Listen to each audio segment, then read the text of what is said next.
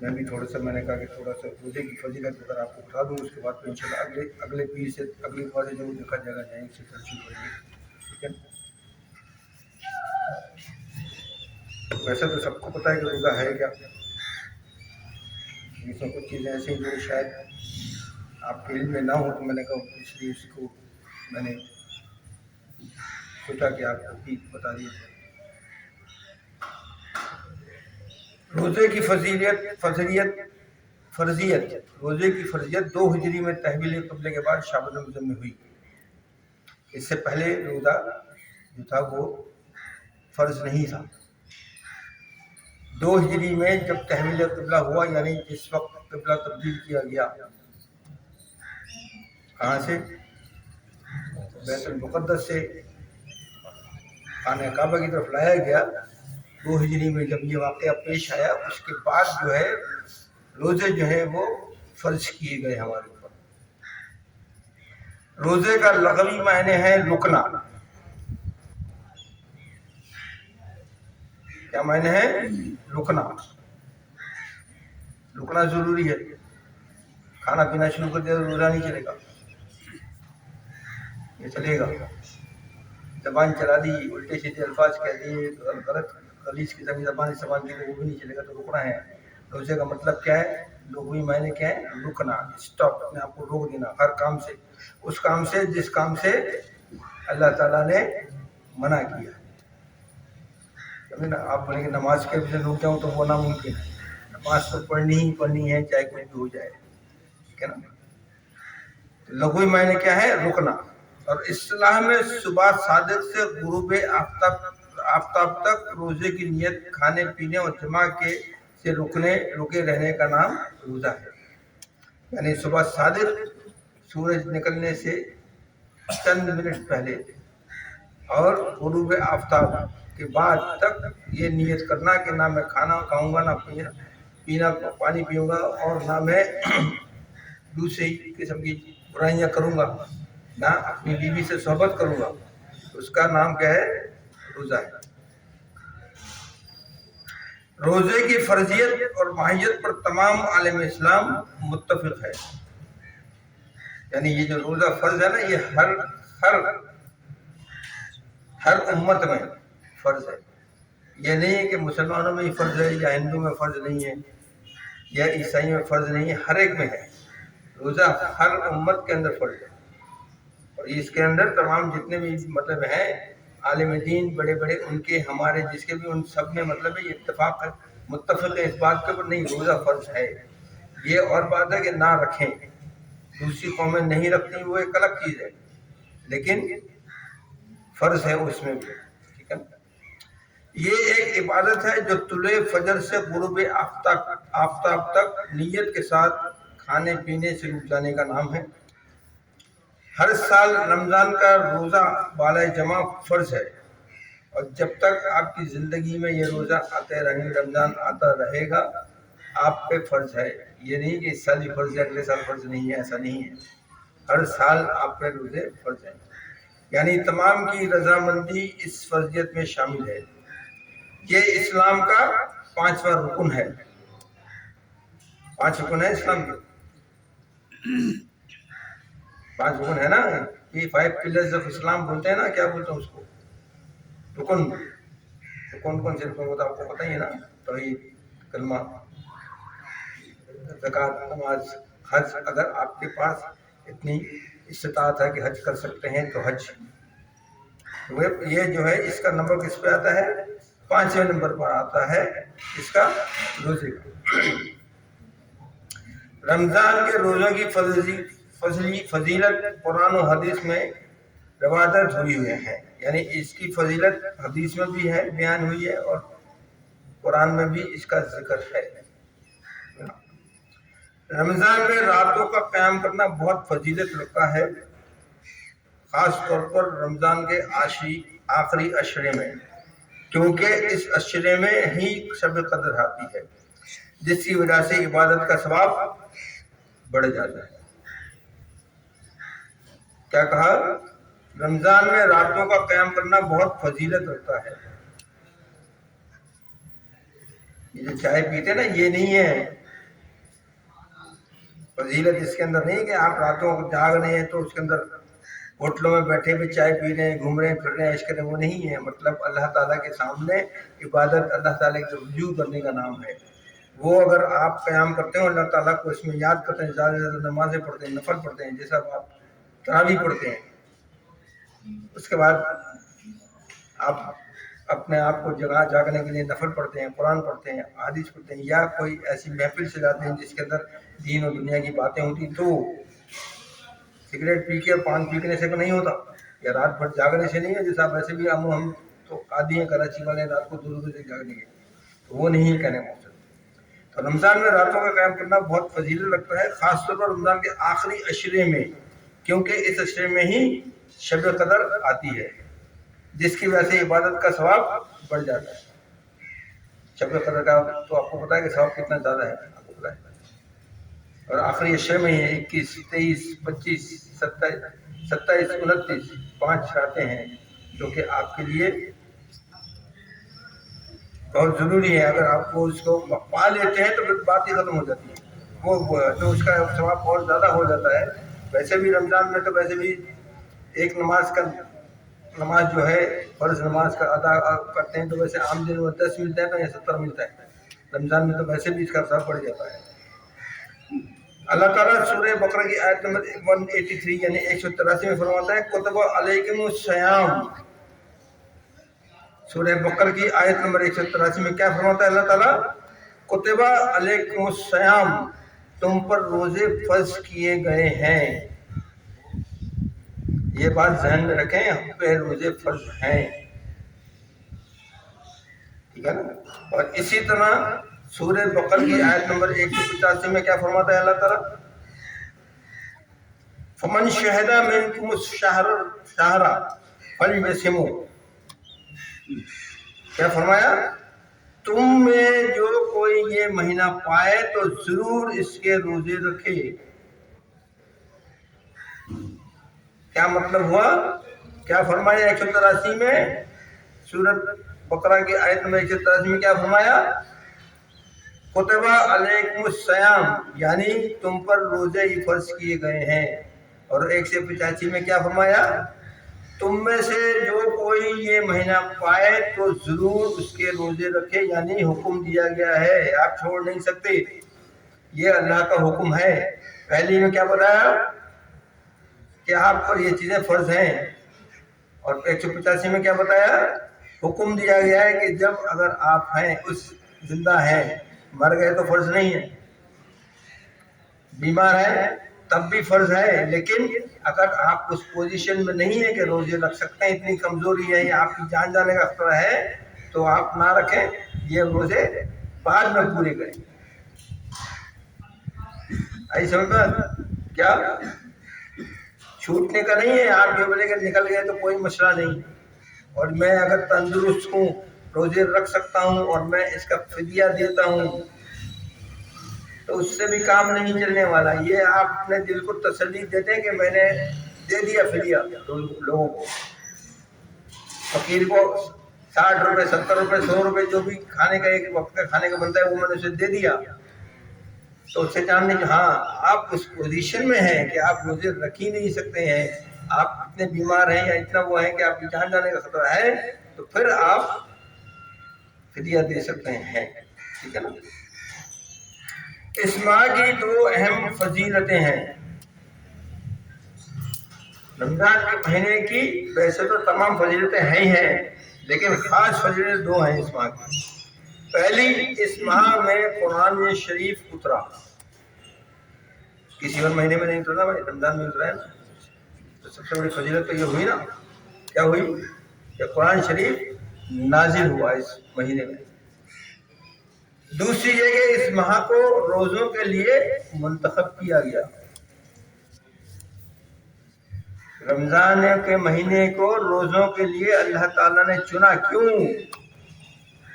कभी ये सवाल ध्यान में आया? नहीं आया।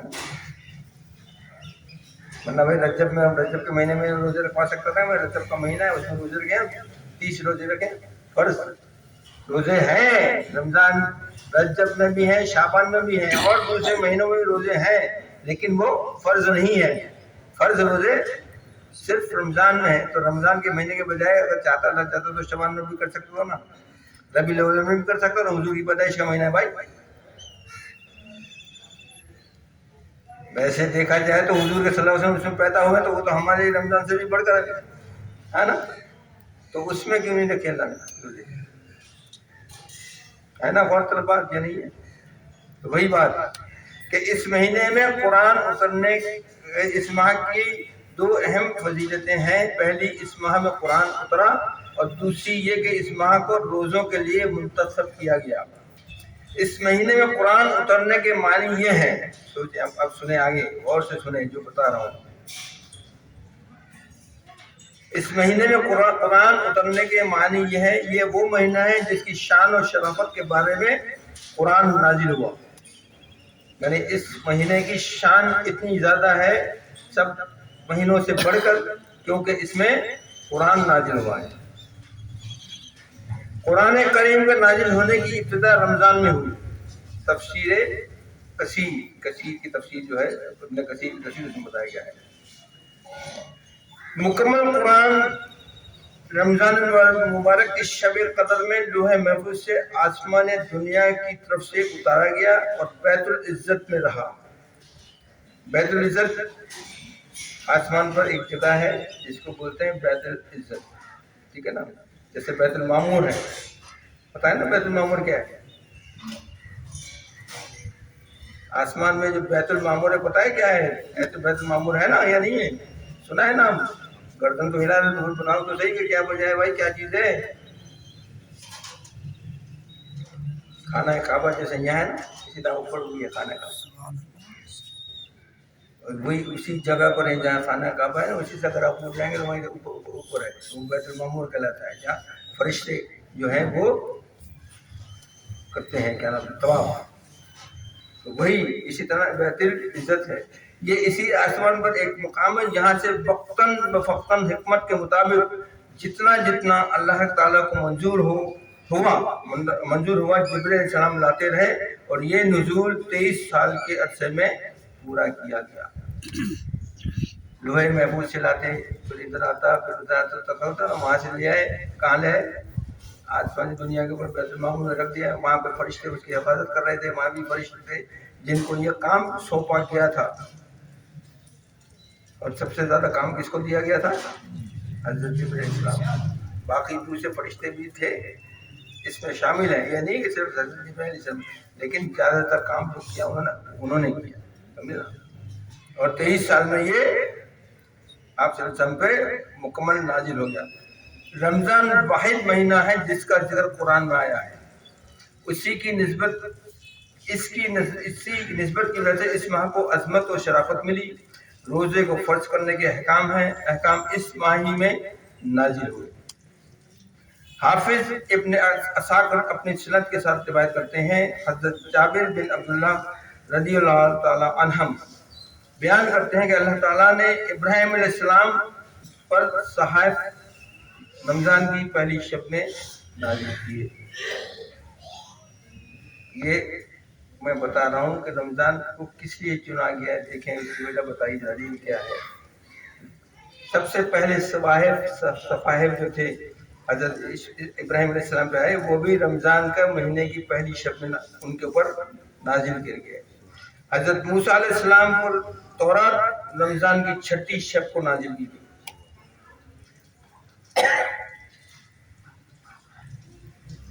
حضرت عیسیٰ علیہ السلام پر انجیل رمضان کی 18ویں شب میں نازل ہوئی. تاریخ ابن اساکر مطبوعہ دار الفکر بیروت, یہ اس کتاب سے جس سے ریفرنسز لیے گئے وہ بتا رہا ہوں آپ. کل اگر کوئی آپ سے پوچھے کہ یہ کہاں سے آئے تو آپ بتا سکتے ہیں کہ یہ اس کتاب سے, یہ اس کے اندر ہے, ٹھیک ہے نا. امام راضی لکھتے ہیں کہ مجاہد نے کہا کہ رمضان اللہ تعالیٰ کا نام ہے. یہ بات بھی غور سے سنیں, یہ بھی جو بتا رہا ہوں نا یہ بھی ذرا غور سے رکھیں, اپنے دماغ میں رکھیں اس بات کو. امام راضی بہت بڑے اسکالر گزرے ہیں, کیا لکھتے ہیں, مجاہد نے کہا کہ رمضان اللہ تعالیٰ کا مہینہ ہے, اور رمضان کے مہینے کے معنی ہے اللہ تعالیٰ کا مہینہ. آپ صلی اللہ علیہ وسلم سے روایت ہے کہ یہ نہ کہو کہ رمضان آیا اور رمضان گیا. کیا فرمایا آپ صلی اللہ علیہ وسلم نے؟ یہ مت کہو کہ رمضان آیا یا رمضان چلا گیا. کیا کہو گے؟ رمضان کا مہینہ آیا اور رمضان کا مہینہ گیا. کیوں؟ یہ اللہ کا نام ہے. سمجھا؟ کہو بلکہ یہ کہو کہ رمضان کا مہینہ آیا اور رمضان کا مہینہ گیا، کیونکہ رمضان اللہ تعالیٰ کے اسماء میں سے ایک اسم ہے. اللہ کے 99 نام ہے، اس میں سے ایک اسم رمضان بھی ہے. تو آپ اللہ کا نام لیتے اس کو بید بھی نہیں ہوا، اس لیے مہینہ لگائیں ساتھ میں تاکہ پتہ لگے کہ رمضان مہینہ آیا. رمضان مہینے کا نام ہے جس طرح سے رجب اور شعبان وغیرہ مہینوں کے نام ہیں. خلیل سے منقول ہے، رمضان رمضا سے بنا ہے. خلیل ایک اسکالر ہیں، ان کا نام ہے خلیل. وہ فرماتے ہیں کہ رمضان کا مہینہ جو ہے رمضان رمضا ایک سے بنا ہے. رمضا خریف کی اس بارش کو کہتے ہیں جو زمین سے گرد و غبار کو دور ڈالتی ہے. رمضا کس کو کہتے ہیں؟ خریف کے موسم میں اس کے اندر بارش ہے. خریف کا موسم جو ہوتا ہے اس کے اندر بارش آتی ہے تو وہ زمین سے گرد و غبار دھو ڈالتی ہے. اسی طرح سے رمضان بھی اس امت کے گناہوں کو دھو ڈالتا ہے اور امت کے دلوں کو گناہوں سے پاک و صاف کر دیتا ہے. رمضان کا مہینہ آتا ہے تو روزے رکھتے ہیں تو آپ کے اندر درد تھوڑی سی. یہ اور بات ہے کہ عید کے دن سے ہی شروع ہو جاتا ہے آدمی دوسرے چکروں میں، لیکن کم سے کم یہ مہینہ تو کم سے کم تھوڑی بہت آہستہ آہستہ اس کو عادت ہو جاتی ہے تو وہ تھوڑا چل جاتا ہے. ایک قول یہ بھی ہے کہ رمضان رمز سے بنا ہے اور رمز سورج کی تیز دھوپ کو کہتے ہیں. رمز کس کو کہتے ہیں؟ سورج کی تیز دھوپ کو. ایک قول جو بھی ہے کہ رمضان رمز سے بنا ہے اور رمز سورج کی تیز دھوپ کو کہتے ہیں. اس ماہ میں روزہ داروں پر بھوک اور پیاس کی شدت بھی تیز دھوپ کی طرح سخت ہوتی ہے، یا پھر جس طرح تیز دھوپ میں بدن جلتا ہے اسی طرح رمضان میں گناہ جل جاتے ہیں. روایت میں آتا ہے کہ آپ صلی اللہ علیہ وسلم نے فرمایا رمضان اللہ کے بندوں کے گناہ جلا دیتا ہے. ماہ رمضان میں نزول قرآن کی ابتدا اس لیے کی گئی کہ قرآن اللہ تعالیٰ کا کلام ہے اور انوار الہیہ ہمیشہ متجلی کا مطلب ہوتا ہے جلوہ گر، ظاہر ہونا، اپنے آپ کو نمایاں کرنا. اور منکشف کا مطلب ہوتا ہے بے نقاب، بے پردہ. بے نقاب وہی ہوتا ہے ظاہر ہونا. تو ماہ رمضان میں نزول قرآن کی ابتدا اس لیے کی گئی کہ قرآن اللہ تعالیٰ کا کلام ہے اور انوار الہیہ ہمیشہ متجلی رہتے ہیں، یعنی جلوہ گر رہتے ہیں. رمضان کے مہینے میں ظاہر ہوتے ہیں، بے نقاب ہوتے ہیں. البتہ ارواح بشریہ میں ان نور کے ظہور سے حجابات بشریہ مانع ہوتے ہیں، یعنی رکاوٹ ڈالتے ہیں. انسان کی روح کے اندر یہ تمام چیزیں رکاوٹیں ڈالتی ہیں نا، بہت ساری چیزیں. مثال کے طور پہ اگر کوئی کام آپ کر رہے ہیں اور اگر آپ کے بیچ میں رکاوٹیں آتی ہیں تو وہ چیزیں بہت ساری چیزیں ایسی ہیں کہ انسان کی روح کے اندر بہت ساری چیزیں ایسی آتی ہیں، ضرورت پذیر ہوتی ہیں جو کہ آپ کے اس کے اندر رکاوٹ ڈالتی ہیں. یہ سب چیزیں جب آدمی اس طرف بڑھتا ہے نا، اس راستے میں، اللہ کے راستے میں، جیسے جیسے وہ اس کے اندر آگے بڑھتا چلا جاتا ہے تو بہت ساری چیزیں آپ کو رکاوٹ کریں گی نا، یا نہیں کریں گی؟ کریں گی نا. آپ نماز پڑھنے کے لیے جائیں گے، شروع میں تو آپ کو شیطان روکے گا. اگر آپ نہیں رکیں گے تو آپ کے دماغ کے اندر نئی نئی باتیں پھیلے گا. وہ مولوی صاحب بول رہے تھے نا، بولے آج آپ نے 4 رکعت نہیں پڑھے، 3 رکعت پڑھے. کیوں؟ بولے 4 بھائی چوری دکان کا حساب کتاب ہی نہیں ہوا بھائی. تو یہ وہ بات کر رہا ہوں کہ وہ ایسا ہوتا ہے. تو وہی کہ جب آپ کے یہ جیسے جیسے آپ آگے بڑھتے جائیں گے تو اللہ تعالیٰ کے حجابات اللہ تعالیٰ کے راستے آپ کے سامنے کھلتے چلے جائیں گے، آپ کی روح میں سماتے چلے جائیں گے، آپ ایسا ایسا ان سے معلوم ہوتے چلے جائیں گے اور ان کے اندر رکاوٹیں اور یہ تکلیفیں یہ سب ایسا ایسا دور ہوتی چلی جائیں گی. سمجھا نا؟ اس لیے کہا جاتا ہے کشف کے حصول کا سب سے قوی ذریعہ روزہ ہے. اگر آپ کو کشف حاصل کرنا ہے تو کیا ہے؟ روزے رکھیں. भूख जो है ना, भूख वो सब चीज़ों की जान है, वही आपको सही रास्ते पे लाएगी। अगर आप भूखे होंगे ना तो तभी अल्लाह को याद करेंगे, और याद भी नहीं करते भाई। दो रोटी धोने वाले पेट में पड़ते हैं ना, तो अल्लाह कौन और मैं कौन। और जब भूख होती है तो अल्लाह मैं आइंदा नहीं करूँगा, और बस समंदर के पार लगा दे, किनारे पे उतरेंगे तो आइंदा में नहीं करूँगा, लेकिन किनारे पे पहुँचते ही शुरू हो जाता है। तो वही वाली बात है, भूख तो क्या सबसे अच्छा कष्ट हासिल करने का जरिए क्या है कि रोजे रखें। आप सर फरमाया, अगर बनी आदम सुने गौर से, देखें ये बातें वही बोल रहा हूँ जो आपको कोई नहीं बताएगा, ये बल्कि मैं यूं कहूँगा कि डायलॉग में आपको बताइए, वो डायलॉग है जो ये डायलॉग कभी कोई नहीं बताएगा आपको। आप सल्लल्लाहु अलैहि वसल्लम फरमाया, अगर बनी आदम के कुलूब में शैतान ना घूमते, अगर बनी आदम के कुलूब में शैतान ना घूमते तो वो आसमानों की निशानियों को देख लेता। लेकिन वो शैतान है ना, वो बहकाता है आपको, इसलिए आप इधर उधर हो जाते हैं, इसलिए रहते हैं। लेकिन अगर वो शैतान नहीं हो रहा होता आपके दिमाग में, अल्लाह वाले वहीं तो इसीलिए पहुंचते कि उनके दिलों में शैतान, उनके दिमाग में शैतान नहीं होता, उनके दिलों में सिर्फ और सिर्फ अल्लाह होता है। लेकिन हमारे जैसे तो घूमते हैं ना चारों तरफ।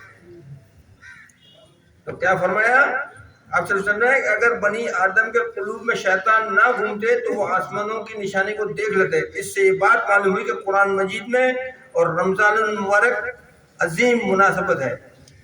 कुरान मजीद में और रमजान मुबारक दोनों बिल्कुल मिले हुए, दोनों बहुत एक दूसरे से हैं। देखें, कुरान पढ़ेंगे तो अल्लाह ताला का, रमजान के रोजे रखेंगे तो अल्लाह ताला की तरफ। इसीलिए कुरान, नुज़ुल कुरान की इब्तिदा के लिए इस माह को खास कर लिया गया। तफसीर कबीर है ये भी। अल्लाह ताला का इरशाद है, सो तुम में से जो शख्स इस महीने को पाए वो जरूर इस माह के रोजे रखे। सूरह बकरा 185। अल्लाह ताला हमें इन तमाम बातों पर अमल करने की तौफीक फरमाए।